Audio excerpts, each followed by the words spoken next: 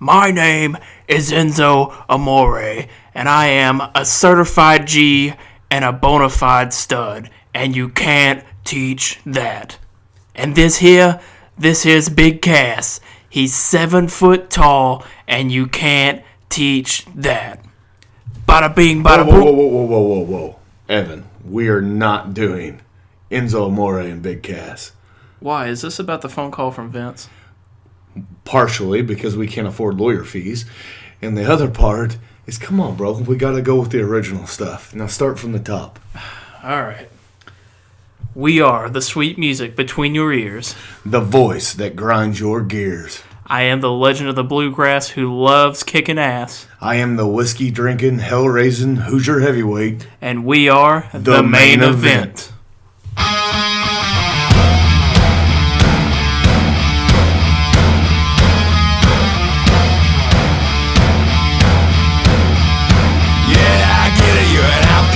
Always under attack, always coming in last, bringing up the past. No one owes you anything, I think. You need a shotgun blast, a kick in the ass, so paranoid. Watch your back!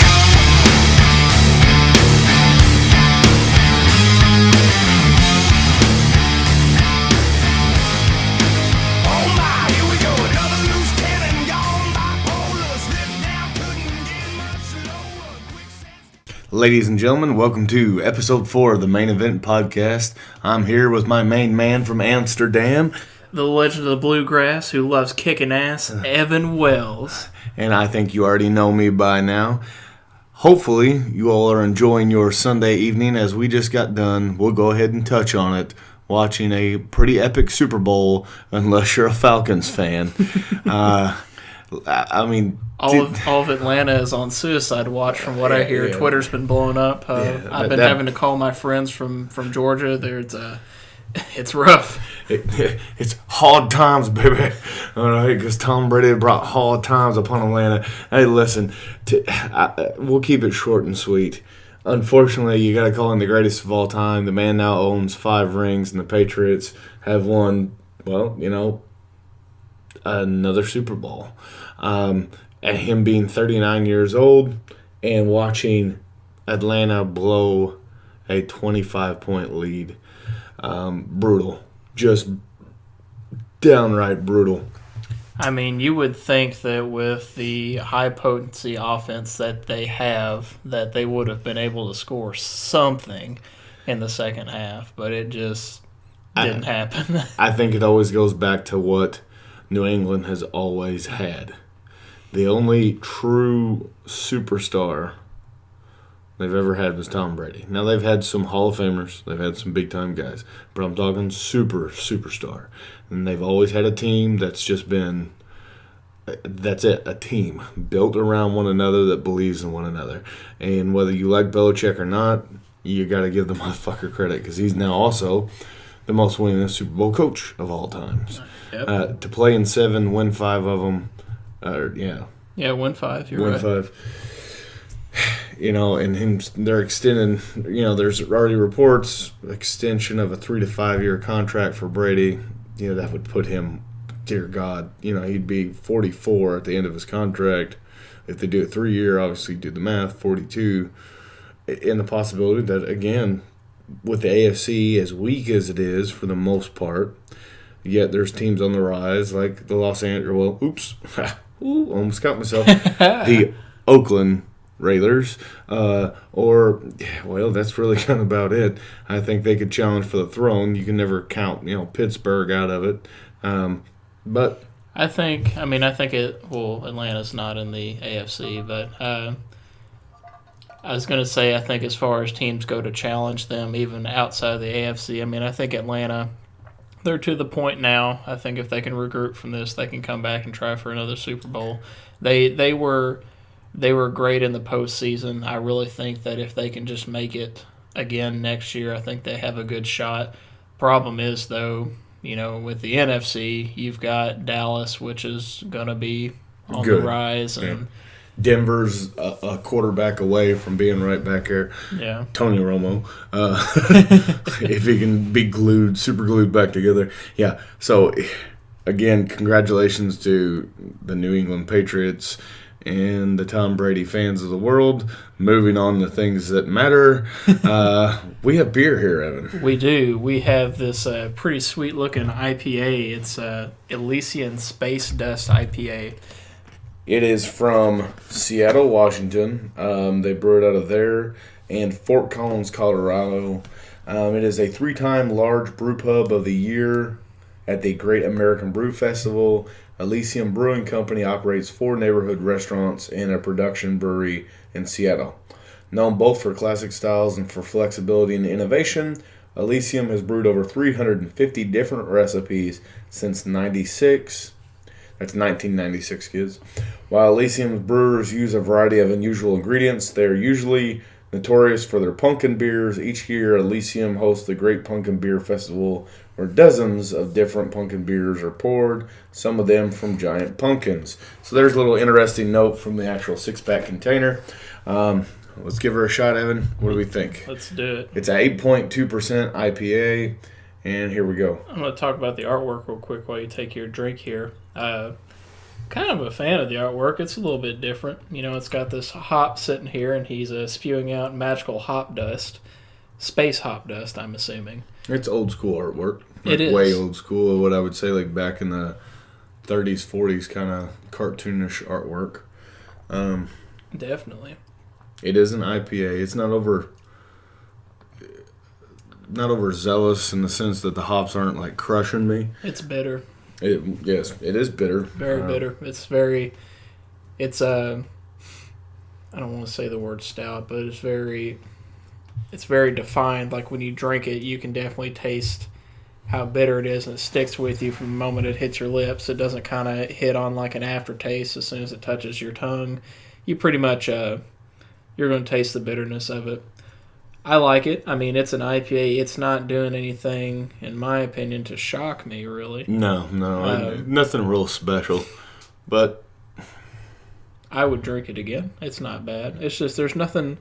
Maybe Hop Slam ruined us because this is good. I mean, it is. I would have it again. Like if they had this at a bar, I would definitely get it. I just think it's not really all that complex, so it doesn't necessarily stand out. But a decent drinking beer as is. So I would suggest if you see it, pick it up. If nothing else, you're supporting a small business for the most part. If I were on Untapped, I'd give it like a 3.5, 3.75 in that area. There you go. It's a decent beer. I would tell people to drink it for sure.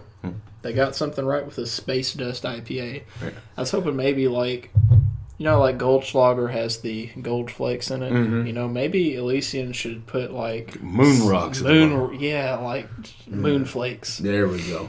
Because I mean, it might be a glittery ass beer, but still, you know. And something I've always wondered about Goldschlager. Maybe you can tell me this, Zach. Have you heard the urban myth about Goldschlager? No.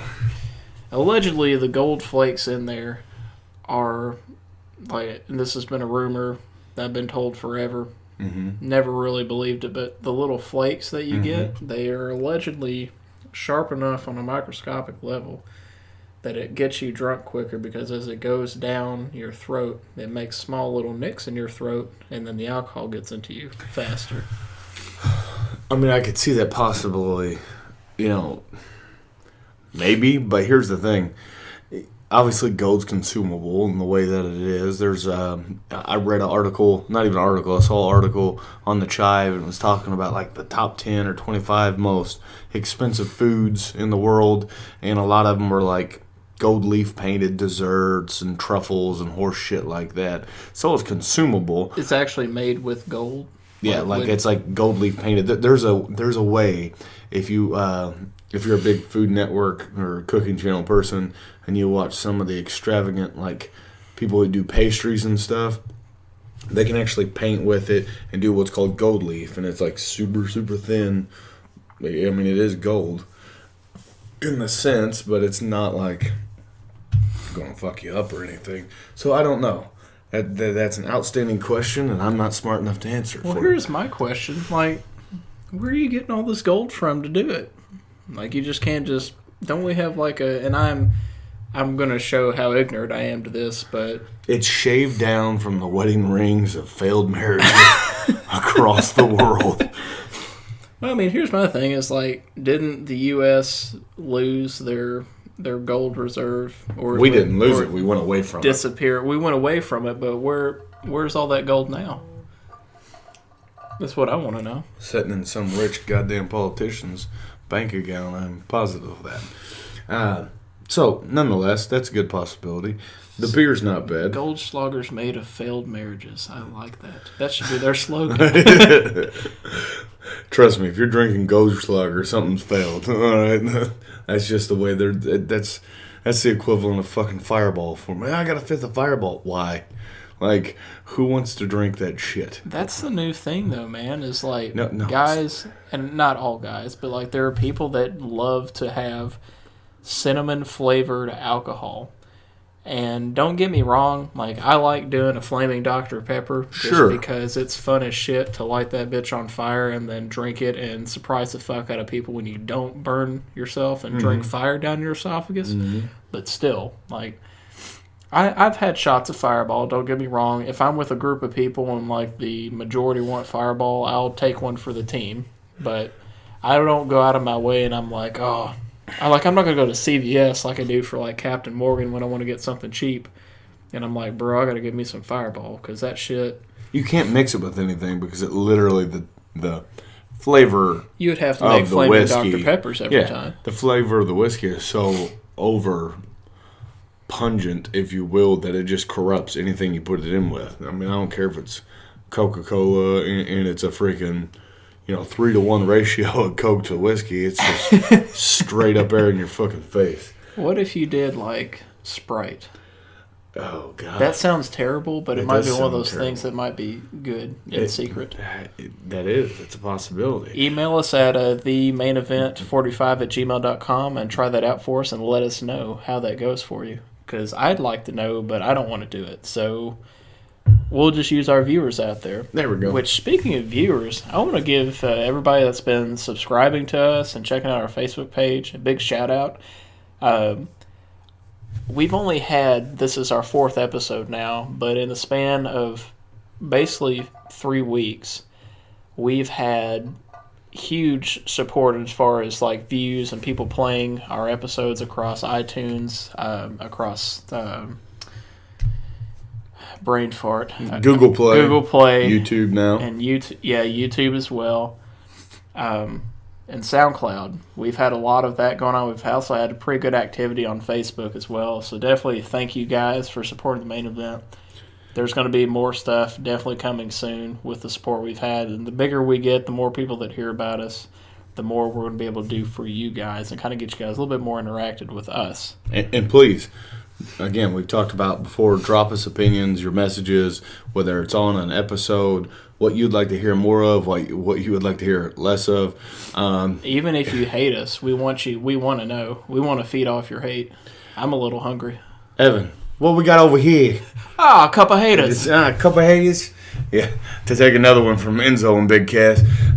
So speaking of wrestling, slow week in a sense, but still some big news. We had Raw that kicked everything off with Seth Rollins, as everyone knows, made a huge appearance last weekend at Next TakeOver San Antonio to only be withheld from the Royal Rumble.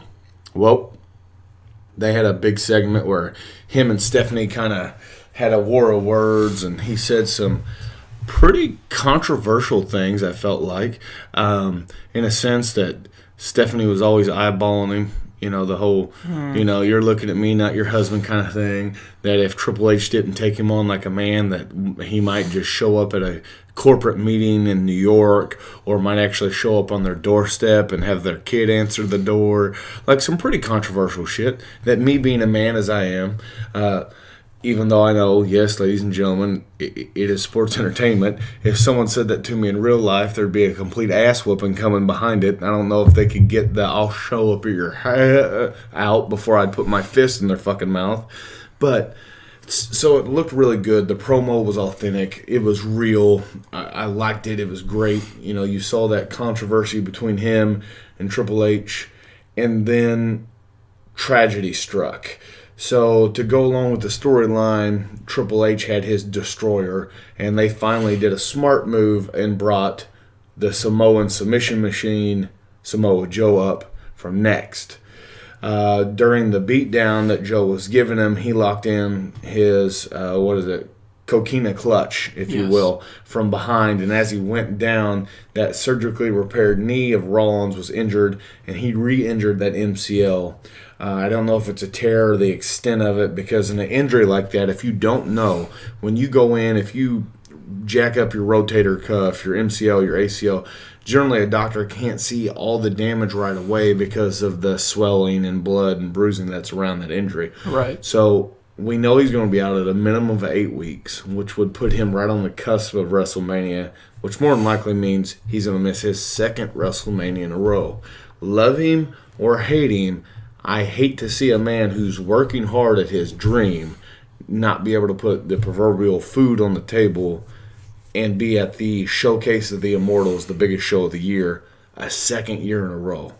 So with that, that's kind of controversial as well. You know, you're talking about all the things that he said to Stephanie. The hate side of Seth Rollins that people have is that he is notorious for getting guys hurt. Mm-hmm. Sometimes it's not always his fault, like with John Cena. You know, John Cena said in the interview when he was injured with Rollins, you know, he did not do his part correctly. He landed wrong and thus getting injured. But, you know, like with Finn Balor, the most recent injury that's happened with a match between Rollins and another wrestler, if memory serves right. It was that turnbuckle powerbomb again. He got Sting with it. Same pretty much exact injury. Yeah. Except for Balor destroyed his shoulder, Sting destroyed his neck.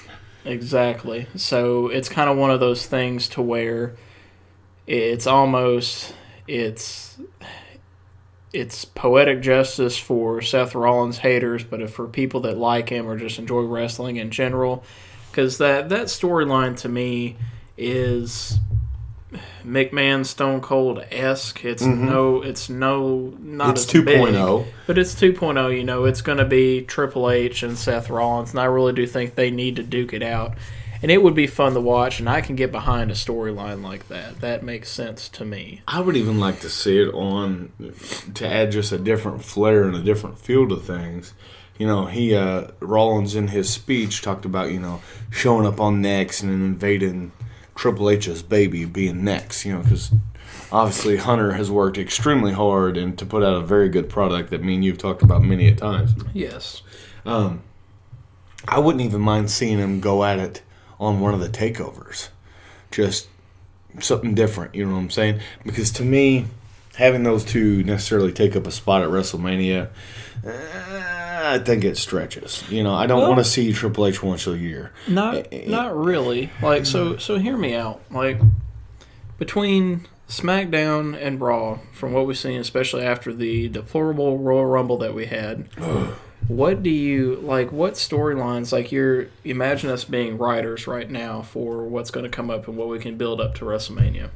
You've got Elimination Chamber left, and then you have Roadblock, I think. Yeah, I believe so. Yeah, Roadblock is the one you have for Raw, and then after that it's WrestleMania. Yeah, Elimination Chamber, is it next weekend or the weekend after? It's like in a week or two. It's very soon. Yeah, I think it's 2 weeks away. So here's my thing with the Elimination Chamber. We got to find someone who can go with John Cena. Now, do I think that the feud between him and AJ should go away? Absolutely not. It's been too good. The matches have been too solid. But I think you have to you have to give it a break, take it away from the fans for a little bit. Maybe let freaking AJ pick up a different belt. Take the belt off of Ambrose for the Intercontinental title. Get in a different feud. A lesser belt on a bigger star than what Ambrose is. And then he'll drop it to him in a month or two and go right back after the heavyweight championship that Cena's currently having, or currently holds. You have Baron Corbin and The Miz that are still kind of there, though I feel Corbin would be your better slot to push because he's younger and newer in the game. The Miz is a grade A heel, regardless if you like him or not. He's great on the mic. If you watch SmackDown this week, he was doing more commentary than what the commentary people were doing, and he was spot on with it. Like, it was almost refreshing. It was like, holy fuck, like, he knows what he's doing. And he's commenting and talking, and then he was just straight, just trash-talking Baron Corbin, and Corbin didn't know what to do, and it wasn't a play. Like, you could see the dumbfounded look, like, he didn't know how to, like, come back, and what he was coming back with was, fourth grade-esque, like, I'll show you, blah, blah, blah, blah, instead of being like, why don't you come over here, little man, and fucking talk to me, as you stand up to my nipples, in height-wise. So, yeah, the booking, I feel, on SmackDown for the major title would be a little bit more difficult than Raw. Well, so with SmackDown, I think you might be on the right pace to give AJ a different title, because I think for two ways. There are two options that I see that would be really good that I think fans would enjoy. You can give AJ a different title. Give him, Intercontinental. Him and Dean Ambrose can go at it for a while. But you got to keep in mind, too, you've got Randy Orton, who's also on SmackDown, who has won his right to go to WrestleMania. So I'm assuming he's going to go for the title there. And that still just befuddles me on why they gave Orton the opportunity. So, speaking of that, because I did honestly forget about it, that makes me believe that not necessarily a three-way, which I always feel is horrible, but... I mean, three-ways aren't horrible, Zach. Let's be real. True. But in wrestling, they generally are. I call it wrestling. Anyways. But you have the so-called new Wyatt family, if you will, being just Bray Wyatt and Randy Orton, that are on the hunt of John Cena, and that would happen, I guess, at WrestleMania. I think that you see Orton take the title from John Cena.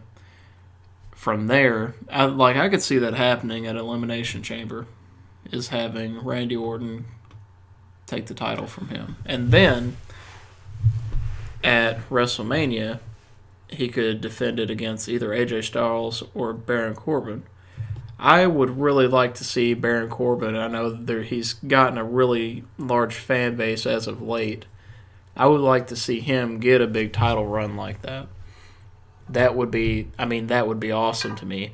Honestly, I'd even be okay if he won it. I think his mic work needs a little bit more going on. His mic work does need a little bit of work. He's a good big man. You don't see those anymore in the sense of a truly athletic big man with the height and size department that he has, and he has a look and a attraction to him, like as far as he's kind of like one of those. He's a darker character, just the way he looks. He's a little bit more rough around the edges. He's I don't want to say like gothic emo kind of deal, but he's and he's very young too. Yeah. I want to say he's max of 25 years old. Yeah, I mean he's my age. Like he's going to be around for a while, especially if he gets better, if he can really get some promos down, because he could get into being a really dark character and an awesome heel. I'd like to see that. And see, that's my problem with the promos, though. We've talked about this before, is the reason why these guys aren't as polished, aren't as solid, is because they don't have to learn how to give a promo on the fly and talk about it. Instead, the shit is scripted, and they read off the script. So in a situation like Tuesday night, where The Miz is literally on air going off the cuff and giving him an ass load of agony, he didn't know what to say. Well, do you think that, because going back to you're talking about promos, do you think that with the Seth Rollins one, because that one was pretty, I agree with you, it was pretty on edge for what he was saying. I think they may have gave him bullet points. And then he just kind of went with roll with it, same way as they do The Rock. When he comes on, it's like, here, we need you to hit these 2 or 3 wickets. Keep it PG, for the most part. Same thing you would do with Stone Cold, you know what I'm saying? Like, you wouldn't hinder those guys' ability because you know that they can speak into the mic. Mm-hmm. Where some wrestlers just need to have a catchphrase and get the fuck off of it. The old school, if you've ever went back and watched the old Macho Man freaking interviews, or God forbid, the old Ultimate Warrior interviews, which was literally like tripping balls on LSD when he started talking, because you were in another fucking universe, and he's snarling and growling and talking about cosmic this, and just, it was like, what the fuck is going on? Like, what is happening? It must be all the roids that have gotten that, Ultimate Warrior's head. Well, I mean, it's kind of like listening to old Macho Man back in the day. Like, he was just as bad. The cream rises to the top. Yeah. Yeah, as he's pulling out coffee creamers out of his fucking jacket and throwing them behind him, talking to Mean Gene Okerlund. Yeah. Your mustache is crooked. Like, that literally happened in an interview as well. Complete batshit. I think that was the era of cocaine. It had to be. You want some cocaine? My name's Dr. Roxo and I do cocaine. Yeah. Like, it had to be, because it was just completely fucking nuts. But then you have the era of the DX guys, of Rock and Stone Cold getting on the mic. And pretty much, they gave them a ballpark where they wanted them to lead the, per se interview, and then they let them go. And I think now it's just a little bit too manufactured. But nonetheless, like I said, horrible thing happened. Rollins, he tears up his knee. As far as the rest of Raw goes, it was Lesnar and Goldberg at WrestleMania. Yeah, because we're going to see that again, and I don't know if it's actually going to be a real fucking match. It's going to last longer than a minute and a half. I would like to see a legitimate match go. I don't care who comes out on top. I just want to see those two big behemoths go at it again. I'm hearing really, really big rumors, but are somewhat certified, if you will, that Roman Reigns and Undertaker are going to go, and that is a horrid and just a freaking ridiculous misuse of the Undertaker. It's going to be another buried alive match, I'm sure. I'm just, just listening to us talk about the way wrestling is, the SmackDown and Raw right now. I mean, it's disappointing. I'm really, after Royal Rumble, I sat back for a minute and, thought about everything that happened. I mean, it's just bad. It's real bad. They've got to figure this shit out. The stuff that we're saying right now, of course, we're speaking as fans in regards to what we'd like to see happen on the SmackDown roster. But, man, you just can't... You can't have Rome. No one likes Roman Reigns, and if you do, you're a stupid idiot. You're going on the list. Yeah, I mean, seriously, no one likes Roman Reigns. The Shield disbanded, and everyone in the Shield went their own way and found a new identity. Except Roman Reigns. He's still walking around with his body armor and his shitty get-up that he has. I mean... And here's my big thing with that is, what does he have to gain? Let's say they do the most ridiculous thing ever and literally have Roman Reigns beat Undertaker at WrestleMania. I don't think they'll do that. Just bear with me. If they do, that will be a fucking complete and utter just... It'll be dismal. It'll be worse than when Lesnar beat him, because not even Lesnar himself wanted to beat The Undertaker. That streak should have never have ended, in my opinion. Now, what they could do, though, is this. Have Reigns and Taker go. Have Taker beat him clean, even though, the old man's having a lot of, movement problems. They go back and forth. Taker ends up hitting him, choke slam, tombstone, I don't give a fuck what it is. Have him beat him clean. I think he should beat him with a Superman punch myself. Oh, yes. And then Reigns gets up and is awestruck, and just wants to give his condolences for Taker for such a good match. And as he reaches out and grabs his hand, he locks him, pulls him in, and then turns heel and proceeds to beat the living dog shit out of Taker in the worst way possible, because, one, that would give Taker an out to go away again. And 2, it would give you the opportunity for Roman Reigns to turn to the bad guy.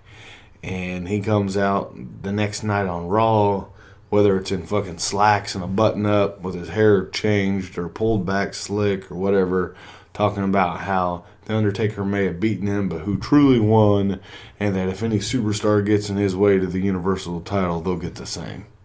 That kind of idea. Because I don't know where else you would go with it. Because if Reigns would beat Taker at the Royal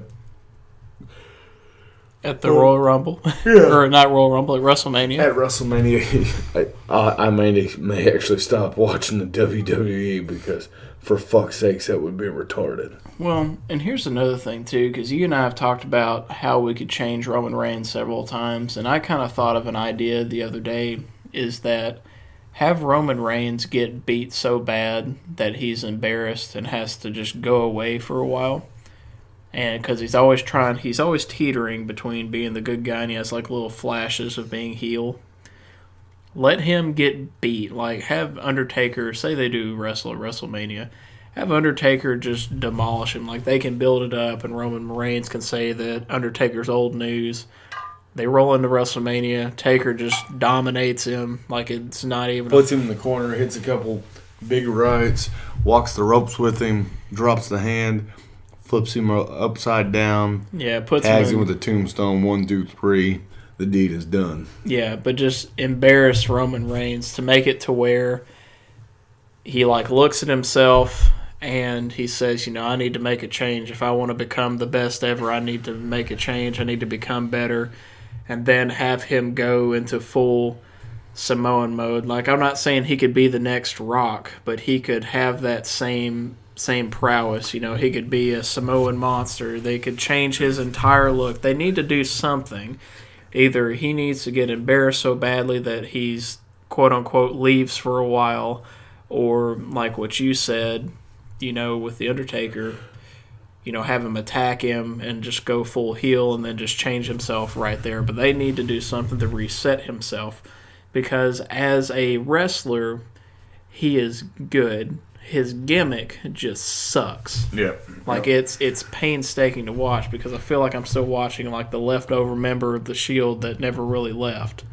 So if you go in and you change that and you make him the Samoan behemoth that he is, then you could do a lot of great things with that. And you could give him the belt again if you can make people like him and buy into what he is, but he's just remnants of the make Shield. him steal the belt. Make him hated. If you're going to turn him heel, make it where people want to fucking stab him when he's in the stadium. Yeah, because people don't like him now just because what he has is... He's been force-fed. Yeah, but if you redo him and just give him a whole new outlook, then people could genuinely dislike him, his character, and people can buy into that.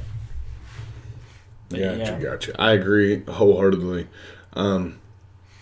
So that was kind of Raw.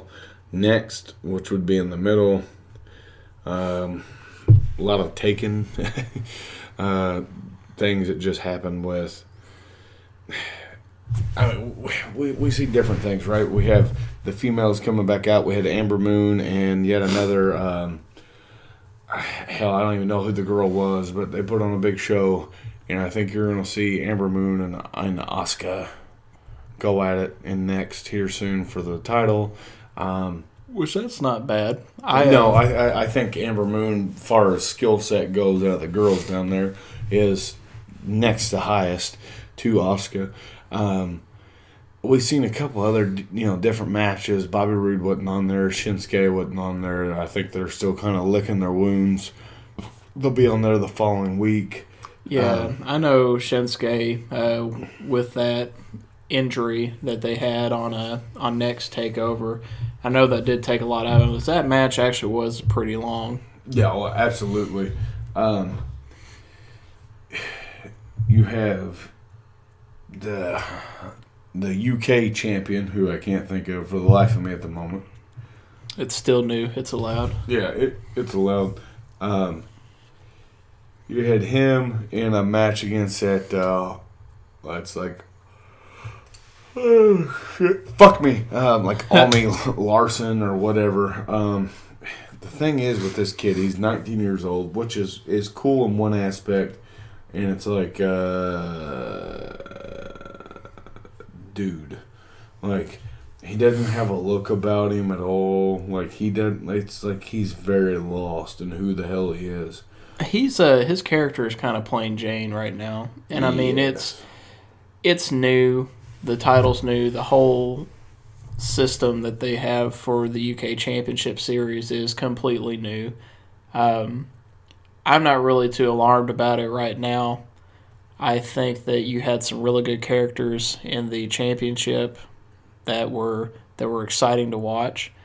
Like the bruiser, the guy who called himself the bruiserweight, like he was a really good heel. Well, and that's my next question is, like, when are those guys going to come back into play? Because right now, there's nothing. They're just, we had this tournament and this is your champion, and you don't see any of the rest of them. Are we going to have a weekly show like they talked about? Or is it going to be something very different? I don't know. I mean, that's a good question. I'm expecting for there to be a weekly show. I don't really want them to all show up on Next like what we've had so far, but I guess we'll see, because it's difficult to say because it's a developmental league just like Next is, because those guys most certainly were not as polished as what you see on Raw or SmackDown or really even 205 Live. So I don't know what they're going to do with that. It's kind of odd. I'm assuming they're still working on it. I like the title. I like the concept. I would really like to see a weekly show. Yeah. So you had that match, which it was an all right match. The kid come out on top. You also had, I don't know. I mean, Next wasn't bad this week. You had a couple really solid matches. It wasn't nothing to write home about either. Yeah. It's the best way I can put it. 205 Live wasn't too bad, though. I liked the inauguration of the king. The king. Of 205 Live. Neville. Someone please change his fucking name.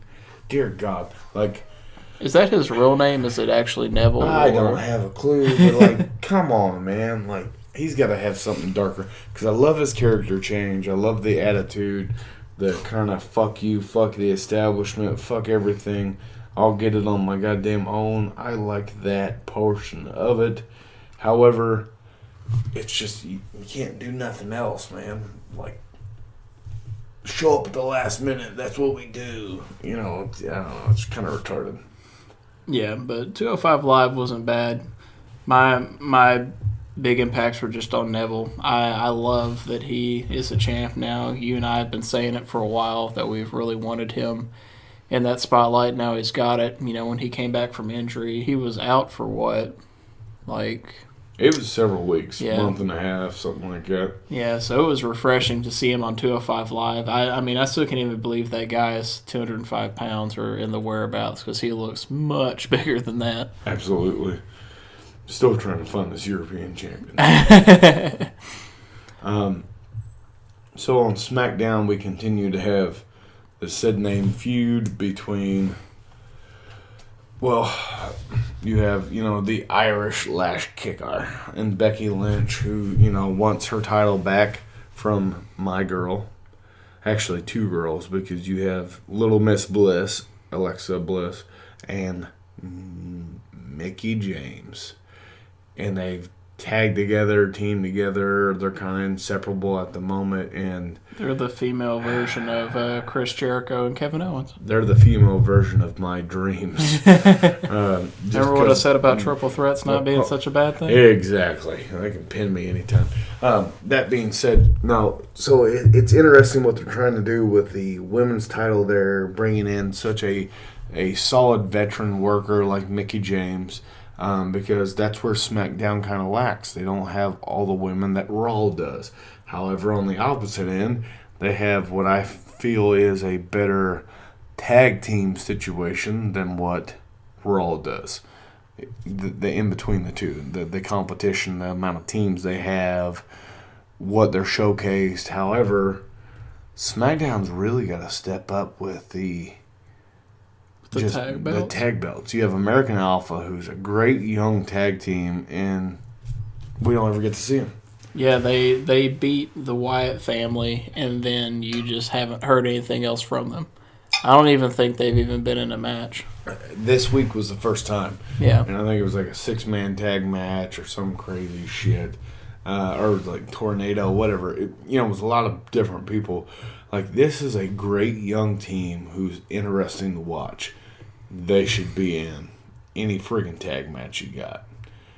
Cut and dry, to the point. That's the way it should be. Most definitely.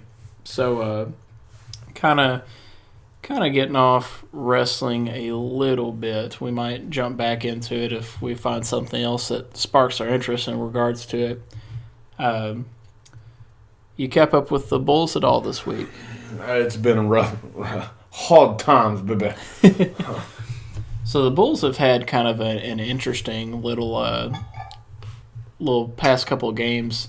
They finally broke 500 as far as their wins go, even keel wins and losses. Then they lost recently to the Rockets on a pretty rough foul from James Harden against MCW. That was a goddamn complete bullshit. Yeah. He should get a Golden Globe Award for Best Actor and Supporting Cast of fucking a game up, because even though Michael Carter Williams is not great by any means, there was no foul there. Yeah, I mean, James Harden literally jumped all over the kid, and he's like 3 times his size, and somehow MCW picks up the foul for that. Like, it was ridiculous. They were literally going to beat the Rockets without Jimmy Butler, which was impressive in itself, which means the team is being more cohesive after their little fallout that they've had recently. Yeah, I mean, and they had, the shitty thing is they had the Rockets by 21 points? Something right around there. Atlanta. Yeah. Atlanta must have been stuck on that game a little bit. But, yeah, I mean, you had that going on. There's been some issues going on in the locker room, too, where people from front office have been sending people in to, quote-unquote, spy on the players inside the locker rooms, like just talking.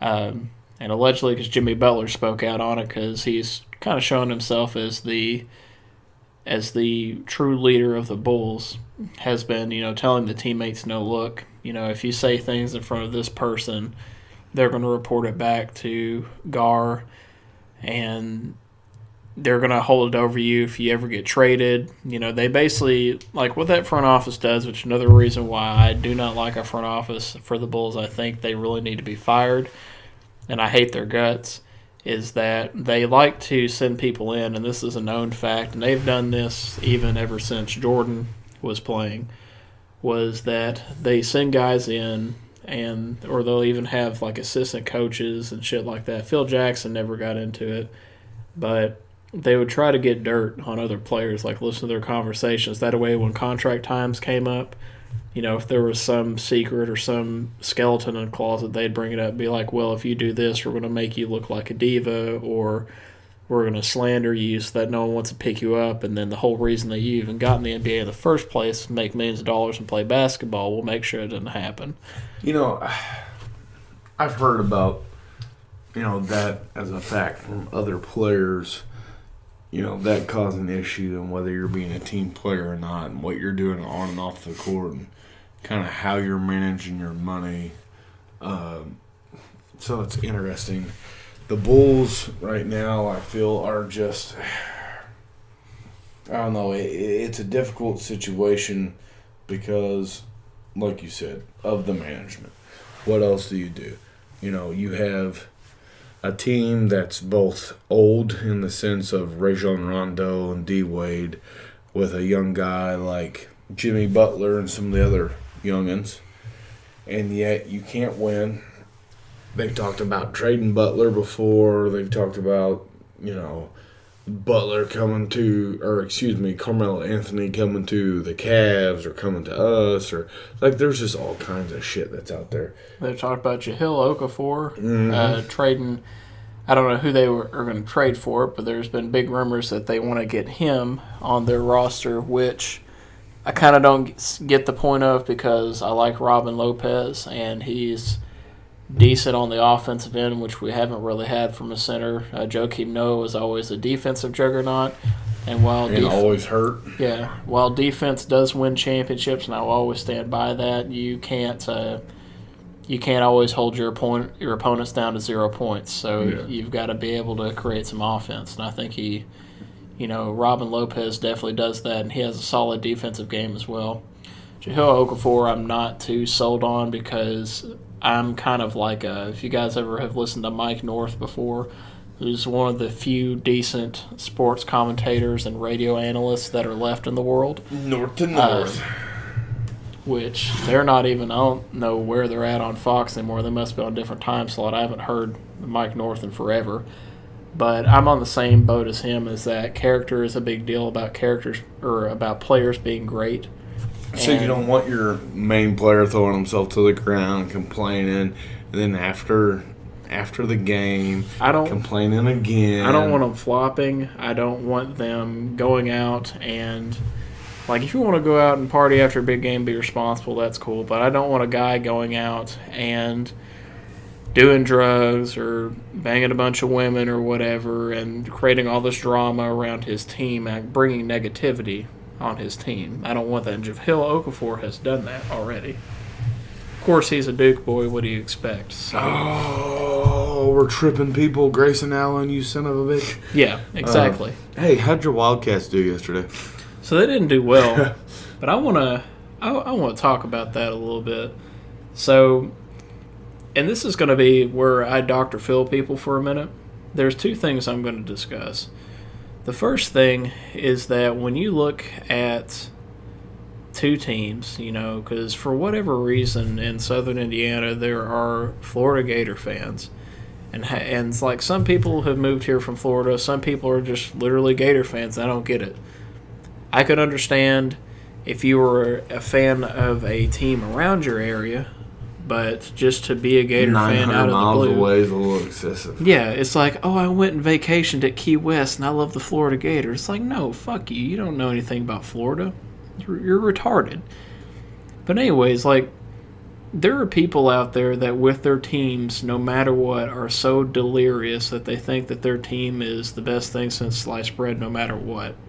I've had people come up to me and tell me the Florida Gators are better than the Wildcats as a franchise, as an organization, because they won back-to-back NCAA championships. Yeah, but they've struggled the last few years, though. Yeah, and that's the deal. It's like the Wildcats, we do pretty well every year. We have the most wins out of any college team, any team.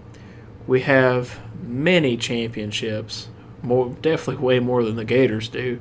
But people think that they're better. And it's the same thing with, Georgia, as well. Georgia doesn't have as many championships as we do.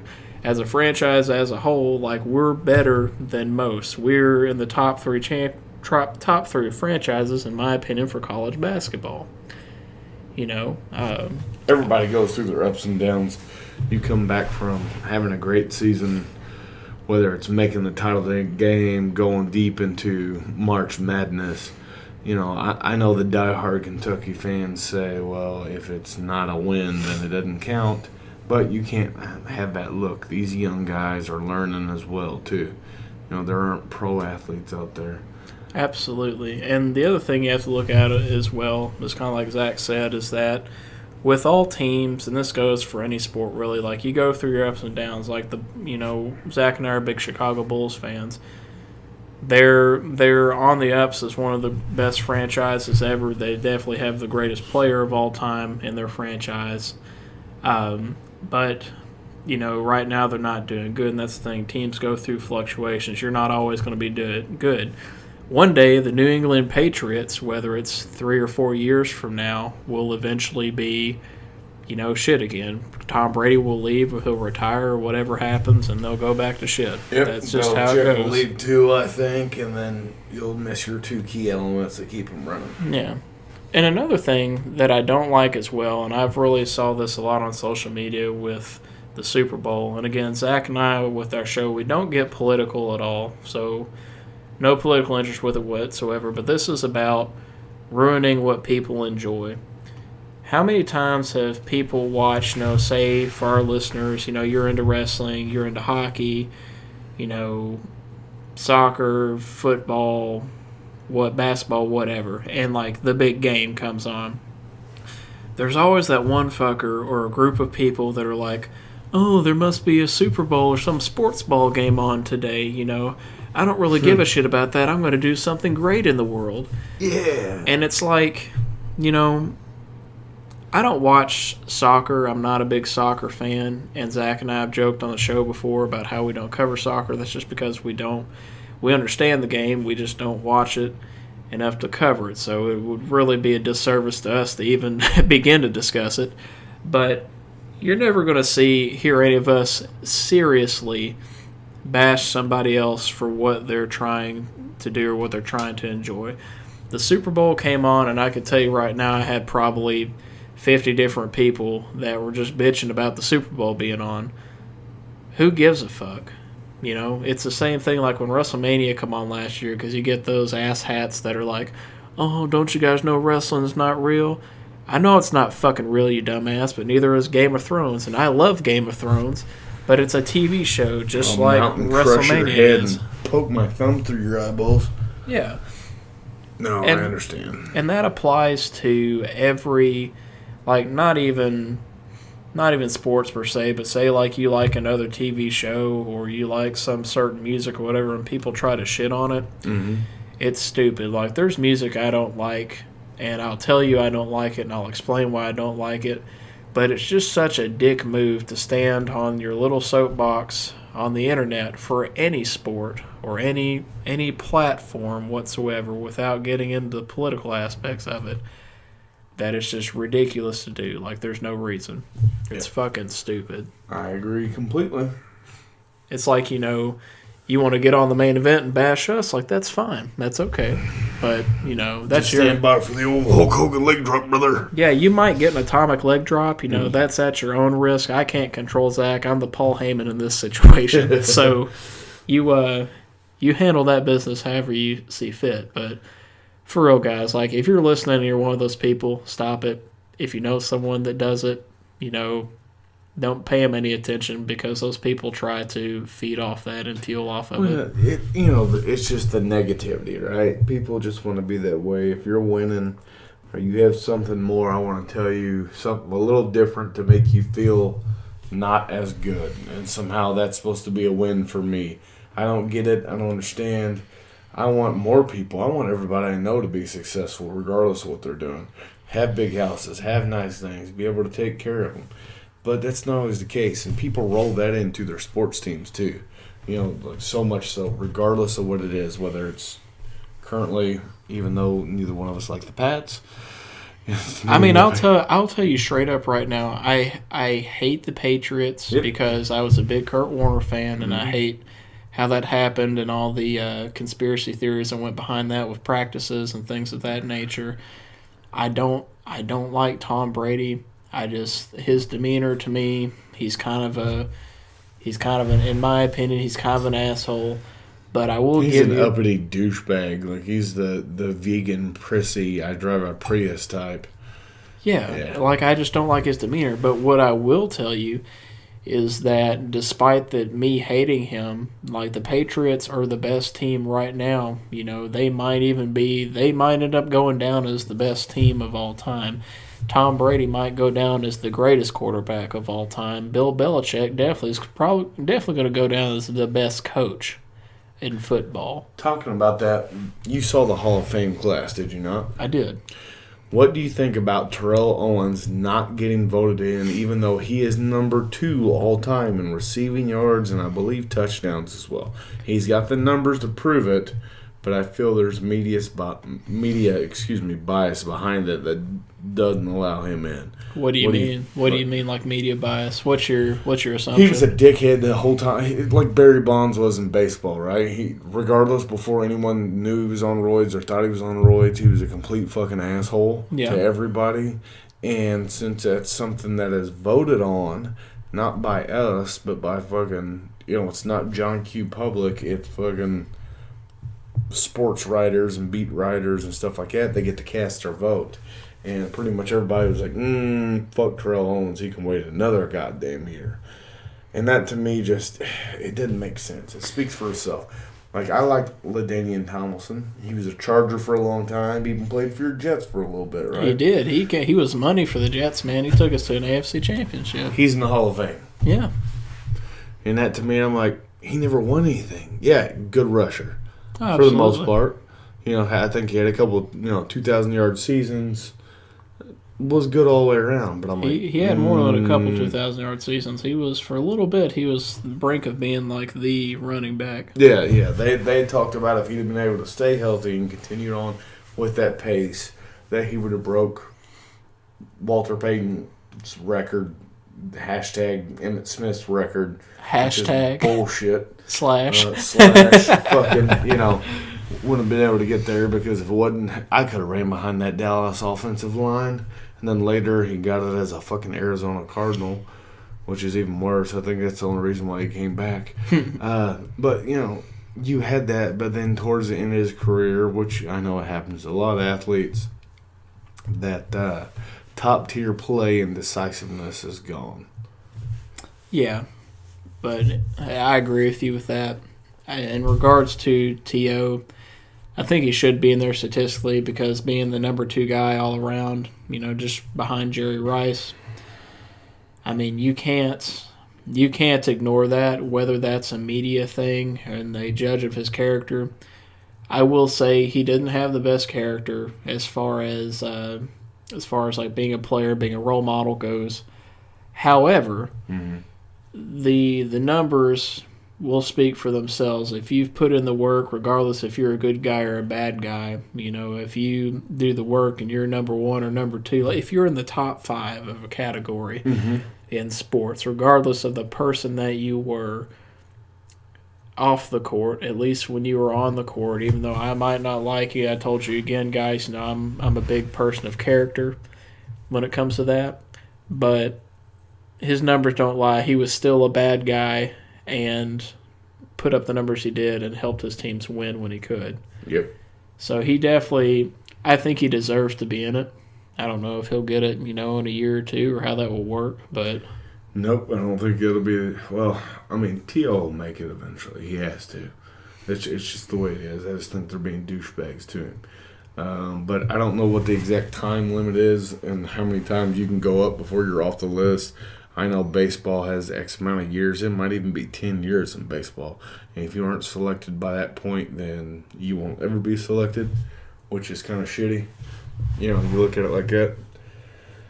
But, I don't know. T.O.'s there. He played for a lot of good teams, and he made them very effective because you had to guard him and do your job to keep up with him. It's just he was also a prick everywhere he went. Whether it was San Antonio, Dallas, Philadelphia, it didn't matter. He was a fucking douchebag. And if you think about what he had as far as quarterbacks at those places, that shouldn't have necessarily been the case. No. I digress. Yeah, definitely agree. That's he definitely deserves it, and I hope he gets it. I mean, that's really all there is on that. Anything else happen with you this week at all? I mean... We're kind of, like, this week's kind of been short other than the Super Bowl and a little bit of wrestling on info that's going on. I mean, no, it's been just kind of like what it is, what you're saying, man. It's a easy, laid-back kind of normal week, which I'm good with. What about you? Not really. I mean, we can talk about, conspiracy theories or whatever. No, we probably shouldn't do that. So listen, speaking of that, I listened to a podcast. It was literally a 4-hour podcast. It was Joe Rogan. Shameless plug. Here we go. Shameless plug. It was Joe Rogan Experience, and he had Alex Jones on there, who is the guy behind InfoWars. Now, some of you might be rolling your eyes, but those are the same people that will look at anything that CNN and Fox News posts and takes it as the gospel truth. Some of the things that they put on InfoWars is hard to swallow, but a lot of it is pretty much right, nail right on the head, if you will. Anyways, regardless, the podcast was hilarious. It was hard at times to track. It made you think, and that's what it comes down to, because the guy is a big conspiracy kind of dude. what you almost have to be in some situations. So that gives you something else to look at minus us. Yes, definitely check out the Joe Rogan Experience podcast. I actually listened to it myself. I haven't listened to the episode Zach listened to recently, but it's a pretty good show to listen to. Same with the Jocko podcast as well. Definitely been listening to Jocko. I'm still trying to catch up. The guy's got so many episodes out, and they're so long, it takes forever to catch up between work and everything else. So, yeah. That one being said, though, I love Jocko's podcast, but be careful. And he does give you forewarning. For my brothers and sisters in the military arms, he did this last week. And if you're any kind, if you will, of a historian, he touches a subject that's called the rape of Nanking, which has to deal with pre-World War II Japan and China. And the telling of the story is very brutal. It is something that they talk about peering in the darkness to see the light. Well, that podcast and what he reads and goes over that happened is, stepping in the mind of not serial killers, just horrible human beings. So it was, in one aspect, I was so interested in listening to it, and I listened to it all the way through. And the other aspect of it, it really messed with me to think about some of the atrocities and hardship and everything. And it's a legitimate book. You can look that up too. I think it made it to the top 10 the New York Times bestsellers back in the 90s. Very interesting read, very graphic, very horrible. Yes, definitely. It's from what Zach told me, and I've listened to a little bit of it, it is pretty rough. I mean, it is one of those things, like, don't have your kid in the car when you listen to it, because it's graphic, but it's real. And I think the most painful part about it, too, is that it is, like, this really happened. It wasn't...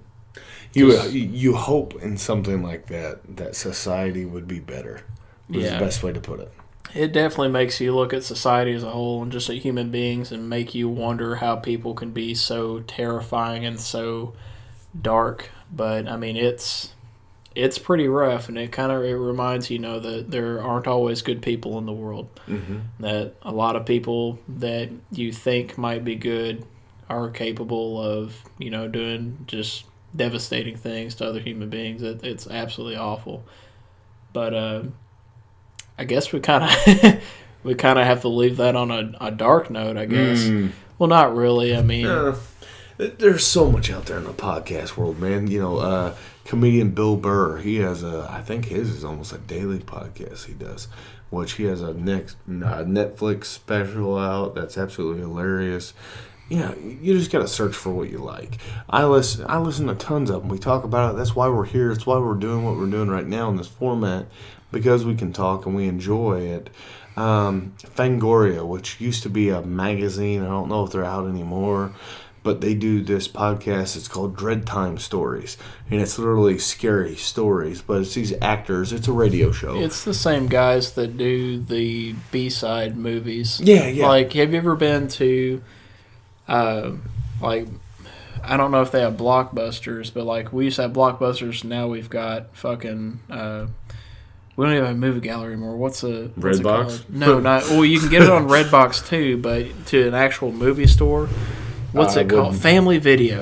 Okay, I wouldn't have a fucking clue, dude. So they're I haven't rented a video like that from a place like that, and good Lord, God only knows. So, like, for any of our listeners, like, especially if you're in the Evansville, Southern Indiana area, or Henderson, Owensboro, or just anywhere in the States, if you do happen to listen to us, go to, if you have an actual movie rental store, then go to it and look for, like, Fangoria movies. They're usually B-side horror movies. Mm-hmm. But they are, if you're a horror movie buff, they are super good. They make you frightened in a more psychological sense a lot of times. Like, you'll have your murder scenes and things like that, but they capture, like, what fear is on a psychological level. And that's what I like about this podcast. It's called Dread Time Stories, and it's literally like an old school, like 1920s, like show that's on air where, it's these different actors, but they just started off, and your narrator comes in and kind of sets the stage for you in your head, and then it rolls with the story and whatever it is. So it can be pretty interesting. They come out, it's a bi-weekly podcast. I might have to check that out because I didn't know they had one. Yeah, it's fun. I enjoy listening to it. It kind of breaks up the monotony. I'm getting ready to hop on a Resident Evil 7 Biohazard here probably a little later tonight, so I'll probably sleep with the lights on. So. I have never played any of the Resident Evil games. So they are... I know what it is, but I've never got into it. They are excellent games. The earlier ones, like 1 through 4, I would say, are excellent. Like, they're legitimate survival horror games. Mm-hmm. Your character is, like, clunky. Like, they can't really move as efficiently as, like, video games that you and I played today, like Destiny. Now I can pretty much have agility and move around everywhere. You move kind of like a human being does, and you have to react in the same ways a lot of times. So it's it's good to play those games because it really makes you feel in peril. When you get in a shitty situation, you have to get out of it. Nice. So I definitely recommend it. I've heard Resident Evil 7 is kind of going back to that because 5 and 6 for more action shooter paced, kind of like playing like Call of Duty or something, shooting zombies. Mm-hmm. And that kind of defeats the purpose if I don't feel like I'm in danger when I have limited resources, limited area to move in, and I have a giant nemesis monster trying to kill me. So, a little different. So with that being said, I guess, Zach, unless you got anything else, I guess we're going to bid our adieu to our viewers. Guys, again, thank you all for the support.